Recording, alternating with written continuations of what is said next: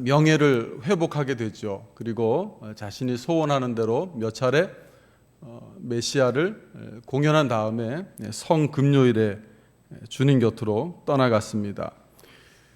그 후로도 핸델에 대한 유명한 일화가 많지만 대표적으로 하나만 소개한다면 얼마 전에 소천한 존 스토트 목사님, 영국의 복음주의 지도자였죠. 마지막 하나님의 임종을 받기 직전에 은퇴자 공동체에서 숨을 거두셨는데요. 그때 이 핸델의 메시아 할렐루야를 동료들에게 틀어달라고 요청하고 할렐루야를 부르면서 그렇게 평안하게 눈을 감았다는 일화가 전해집니다. 다음으로는 렘브란트의 탕자의 귀향. 여러분도 이 그림 많이 보셨을 것입니다. 탕자의 귀향도 렘브란트가 이 그림을 그릴 때 그의 한 아이를 제외하고 나머지 자녀들 또 결혼했던 두 번째 아내 또 죽고 또 자신의 전 재산 그리고 명예와 인기를 다 잃어버리고 지독한 외로움 속에 있을 때 완성한 작품입니다. 렘브란트가 이때 쓰라린 상처와 분노, 원한에 찬 삶을 산다고 해도 사실 이상할 게 없는 처지였지만 그는 그 아픔을 신앙과 그림으로 승화시킨 덕에 시간과 공간을 가로질러서 인류와 가장 친숙한 작품인 탕자의 귀향을 그리게 되었습니다. 자, 마지막으로 하나만 더 보시겠습니다. 여러분 잘 아시는 철로역정의 표지입니다. 또 철로역정도 그냥 탄생한 것이 아니라 감옥에서 존 버년이 복음을 전했다는 그 죄 하나로 감옥에서 오랜 시간 동안 이렇게 고난을 겪으면서 좌절하지 않고 하나님께 자신의 신앙을 표현했던 그런 작품입니다. 오늘 우리가 들었던 핸델의 메시아, 또 렘브란트의 탕자의 귀향, 또 이제 존 버년의 이 철로 역정은 모두 그들의 인생의 배가 고난의 경랑 가운데서 침몰할 것 같던 그 시기에 믿음으로 완성된 작품들입니다. 그렇기 때문에 주옥 같은 메시지와 함께 인류의 신금을 신자나 불신자를 막론하고 모든 사람들의 마음을 울리는 명작이 되었습니다. 오늘 우리가 읽으신 마가복음 4장 35절에서 41절까지의 또 본문에 보면 제자들 앞에 엄청난 광풍과 파도와 풍랑이 일어서 제자들이 목숨의 위험마저 느끼고 어쩔 줄을 몰라 하는 모습을 우리에게 보여줍니다. 여기 제자들 앞에 다가온 이 풍랑과 파도는 우리의 삶에서 만나는 모든 고난과 위험을 상징한다고 할 수 있습니다. 본문에 등장하는 제자들의 모습은 아주 적나라합니다. 제자들이 탄 배는 지금 침몰하기 직전에 있습니다. 그 배에 탔던 제자들의 믿음 없는 모습이 가감없이 드러나고 있습니다. 사도로 부름을 받았던 이 제자들의 치부가 오늘 이 사건에서 그대로 드러나고 있습니다.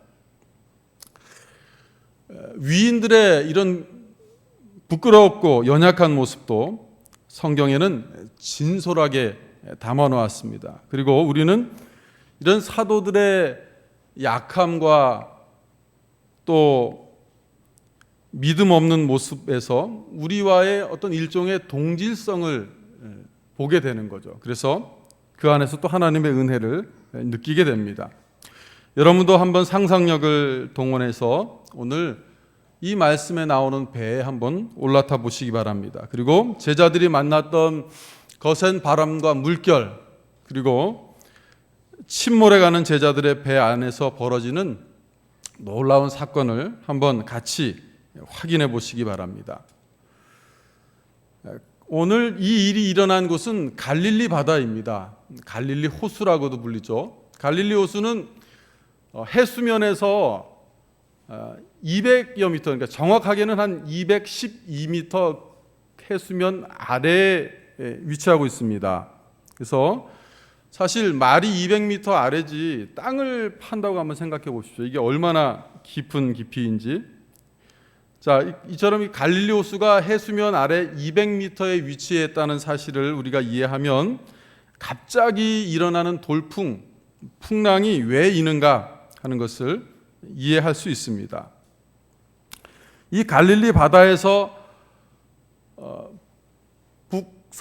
북서쪽으로 한 150리, 그러니까 한 60km 되죠. 북쪽으로 올라가면 우리가 잘 아는 레바논의 헐몬산이 우뚝 솟아 있습니다. 이 산 꼭대기에는 만년설이 항상 뒤덮여 있습니다. 그리고 이 우뚝 솟은 헐몬산에서 식은 이제 찬 공기가 내려옵니다. 그리고 그 갈릴리 바다의 따뜻한 공기와 부딪히면 갑자기 잔잔하던 호수의 돌풍과 파도가 매우 거세게 일어납니다. 그럴 때면 호수가 갑자기 완전히 미쳤다는 표현이 딱 맞을 정도로 요동하고 출렁입니다. 저도 일전에 성지순례 갈 일이 있어서 갈릴리 호수에 한번 가본 일이 있습니다. 근데 제가 갔을 때는 아주 고요한 편이었습니다. 그럼에도 불구하고 이 갈릴리 호수에는 어느 정도는 이렇게 출렁이는 파도가 있었습니다.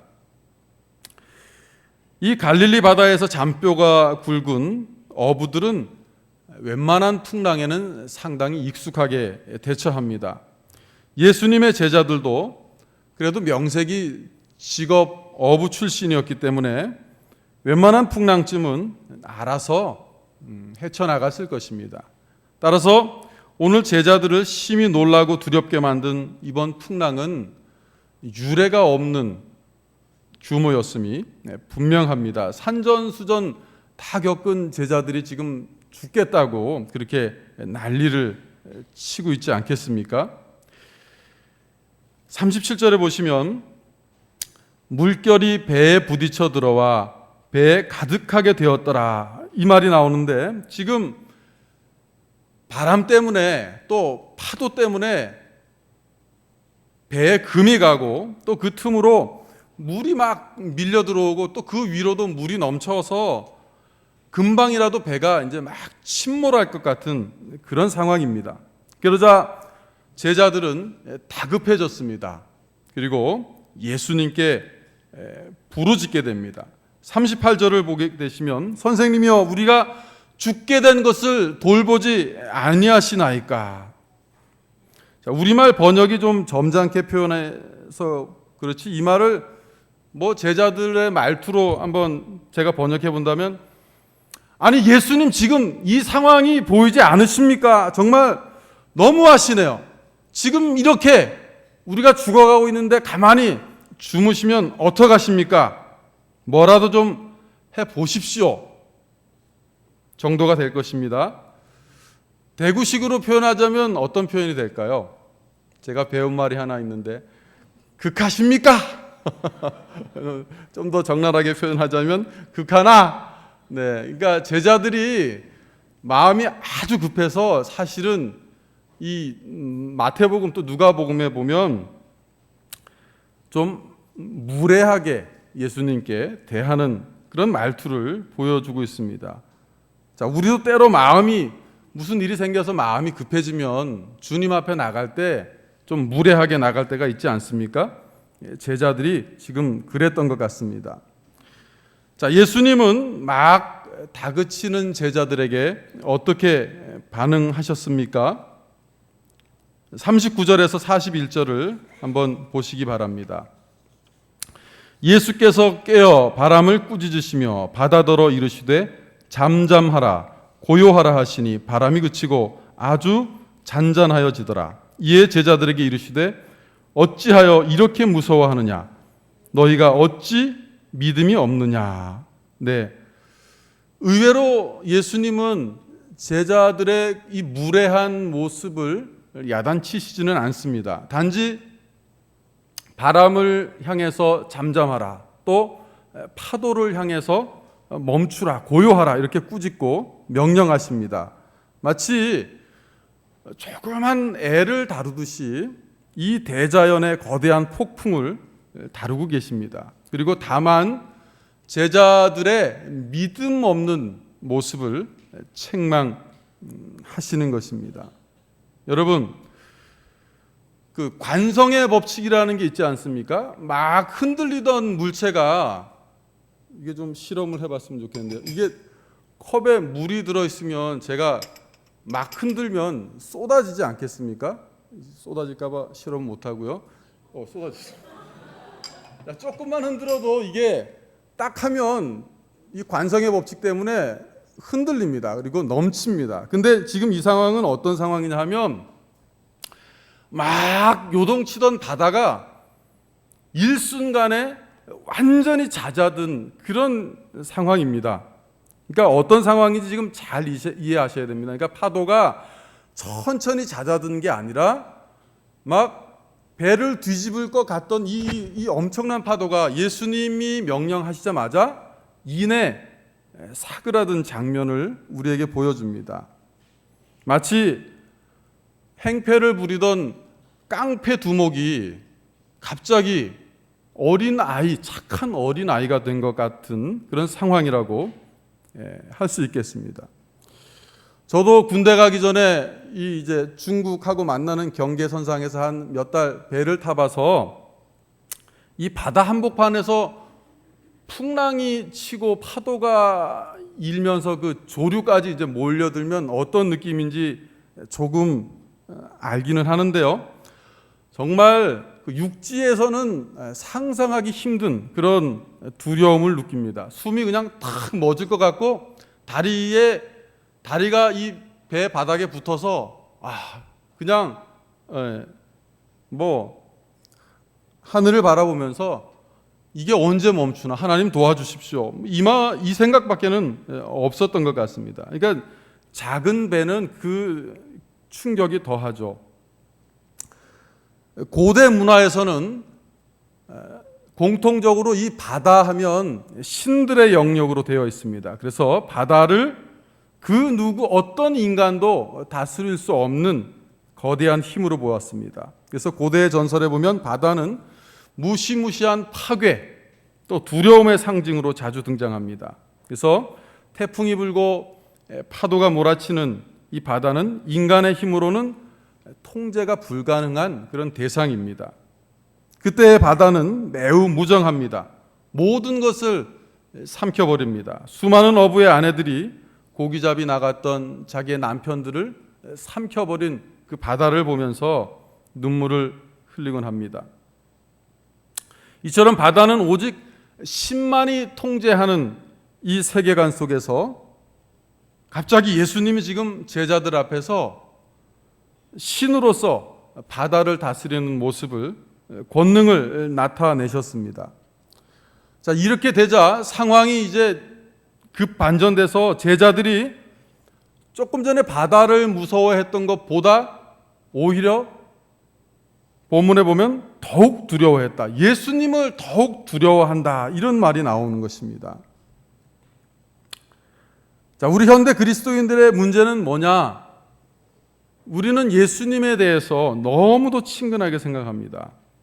물론 예수님에 대해서 그 노예 같은 두려움은 우리가 가져서는 안 되지만 예수님에 대한 경외심, 예수님에 대한 두려움을 현대교회가 많이 잃어버렸다는 것입니다. 그래서 주님을 너무도 가볍게 생각하고 대하는 것이죠. 그래서 그림도 보면 예수님을 너무 희화화시키고 또 어린아이의 수준에 맞춘다고 너무 우습게 그리는 표현들이 많이 있는데 제가 보기에는 조금 조심스러운 면도 있습니다.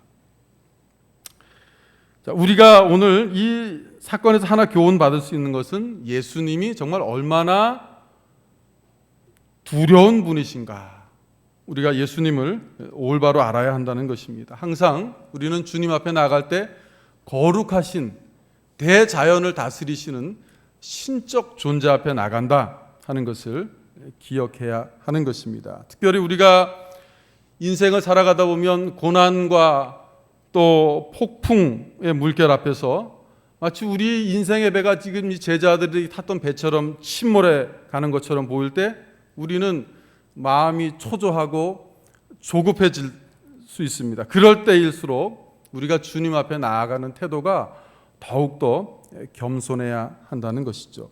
주님만이 내 삶에 불어닥친 이 파도를 잠잠하게 해주실 수 있다 하는 믿음을 가져야 합니다. 세상 사람들은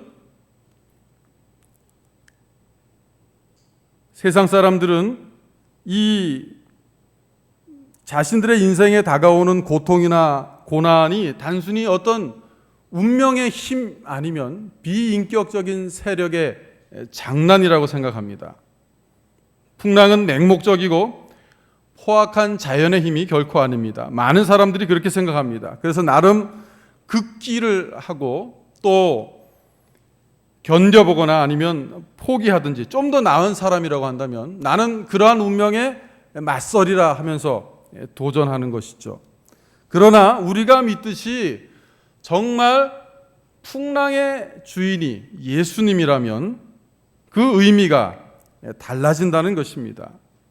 고난의 파도가 우리 앞에 아무리 거세게 밀려오고 세상의 고통이 우리를 고통스럽게 만들고 우리가 탄 인생의 배를 마치 침몰시키는 것 같을 때라도 우리는 풍랑을 다스리는 주인이 예수님이심을 알기 때문에 그 안에서 쉼을 얻고 문제 해결을 얻고 또 문제를 해결해 나갈 수 있는 능력을 얻을 수 있는 것입니다. 이 사실을 믿으시고 어떠한 풍랑 가운데서도 주님을 신뢰하는 여러분이 되시기를 간절히 소원합니다.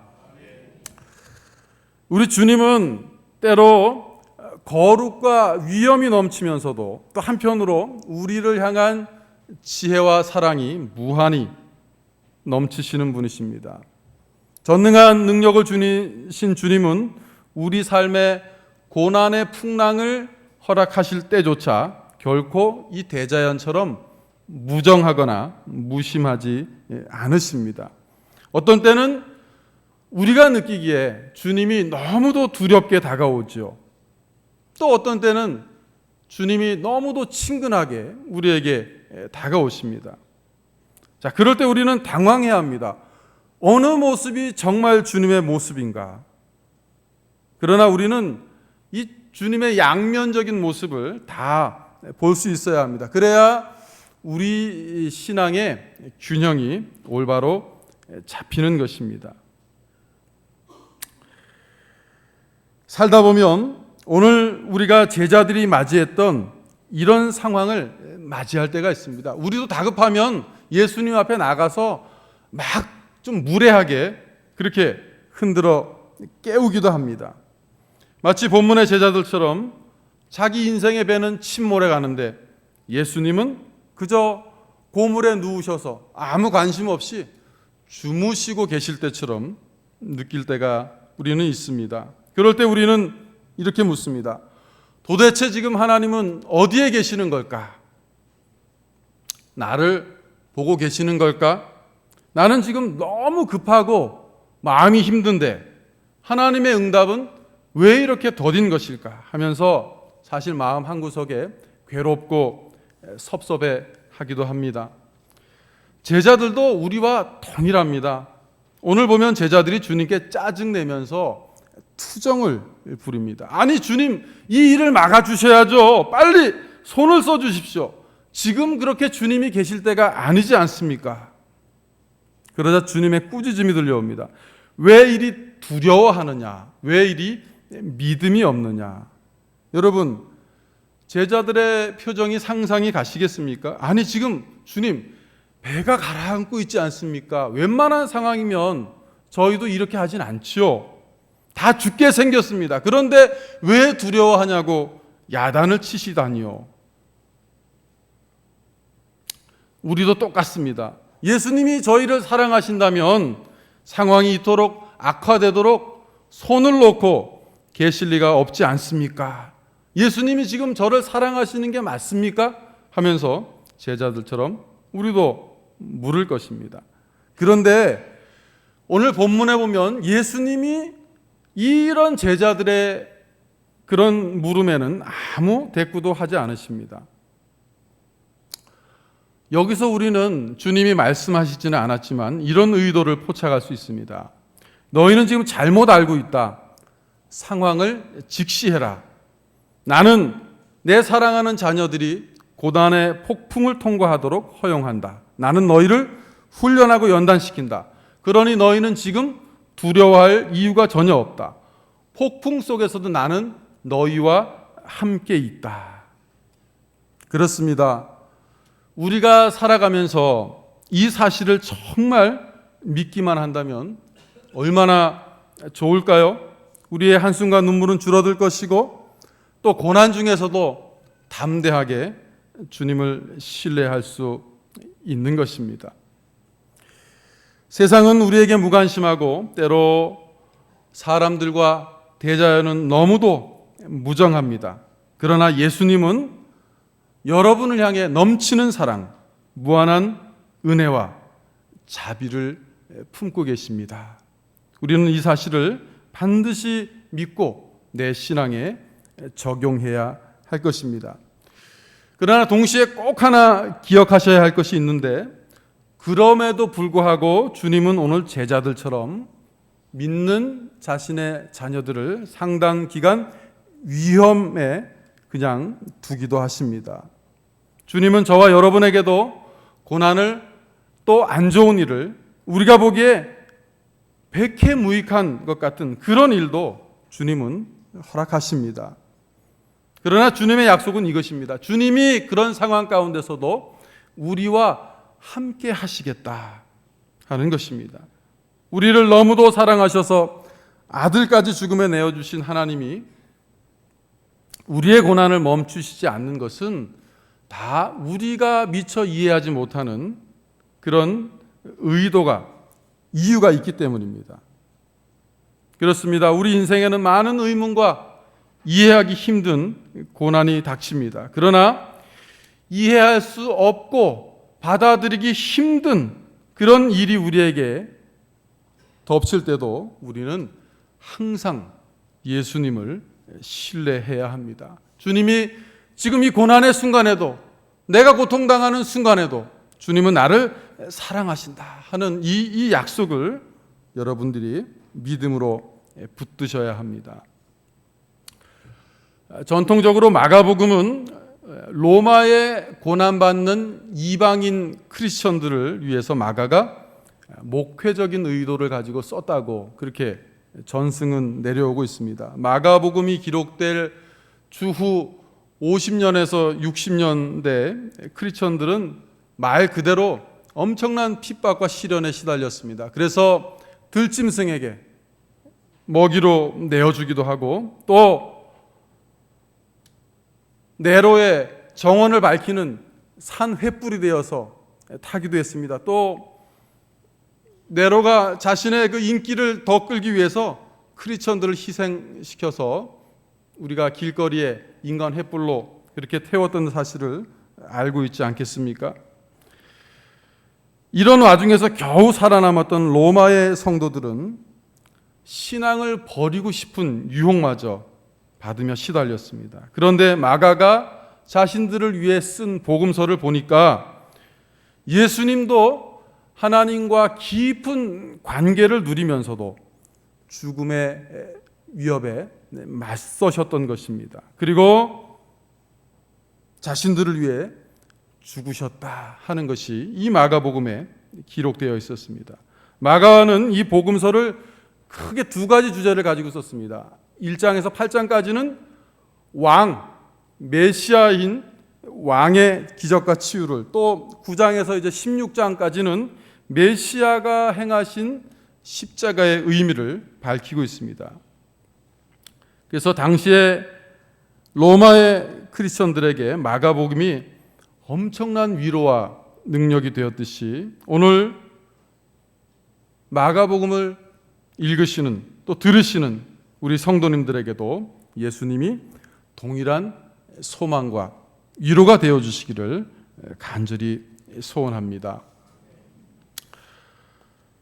사실 그렇지만 우리 현실에는 때로 우리가 믿고 싶어도 잘 믿어지지 않을 때가 있습니다. 어떻게 우리가 늘 믿음으로 충만하기만 하겠습니까? 우리는 솔직히 그렇지 못합니다.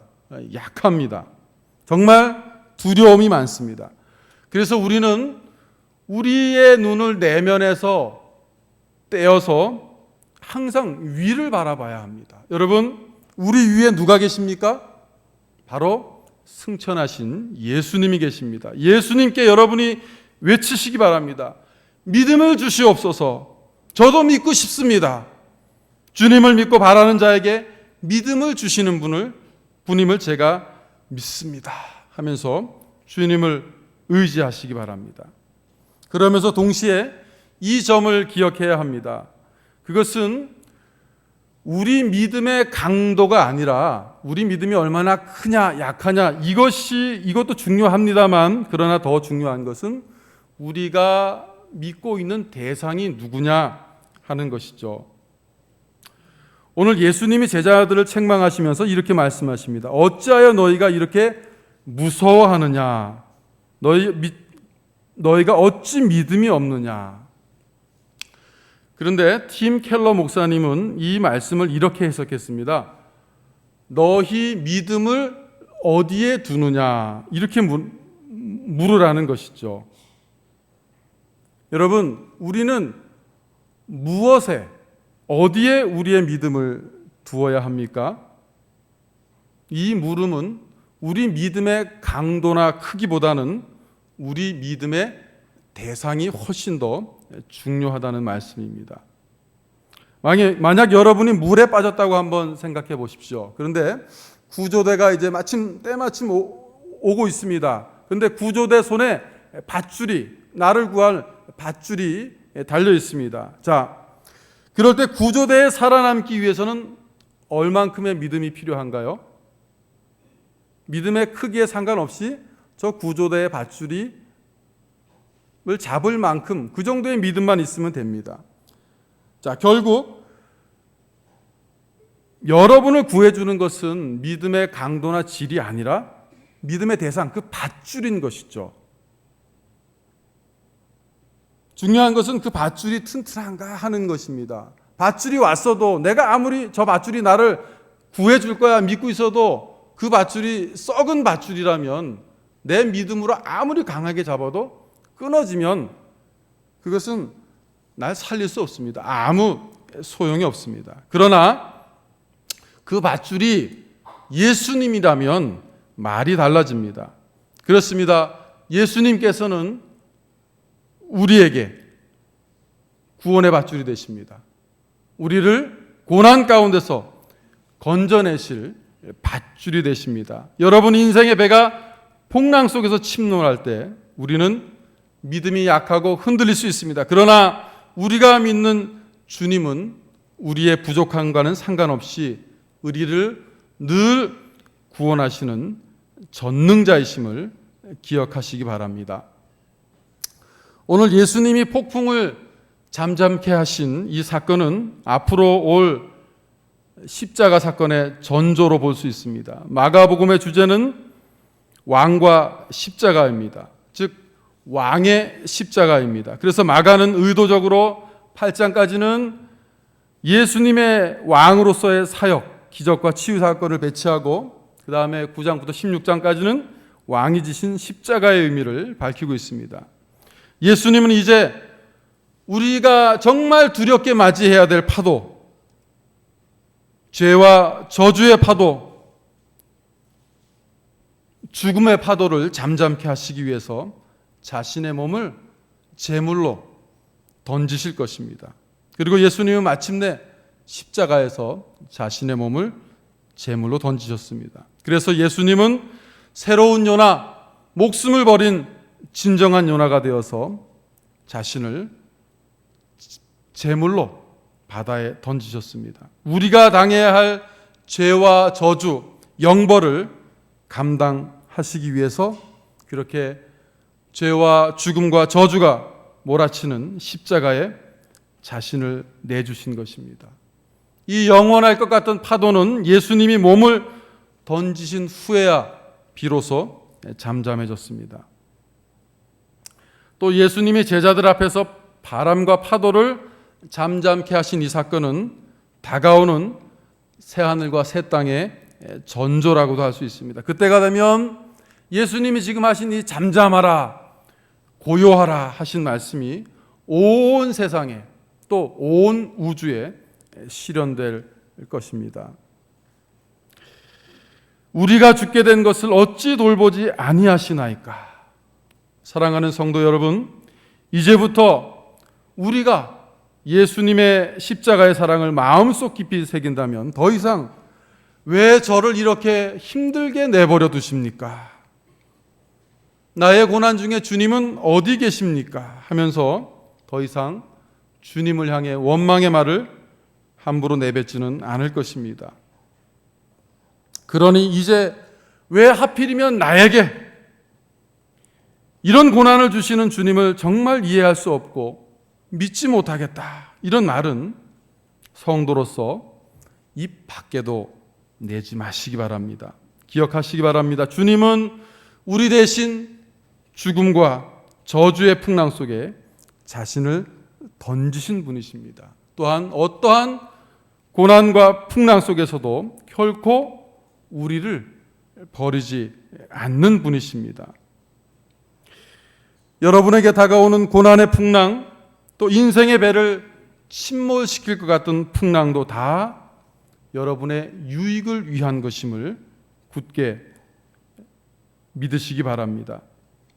우리 인생 배의 선장은 바로 예수님이십니다. 때로 요동치는 폭풍 속으로 우리를 인도하시지만 주님은 항상 우리 곁에 계십니다. 그러므로 우리 인생의 배가 침몰할 일은 절대 없습니다. 오늘 이 사실을 우리 마음 깊은 곳에 새긴다면 우리가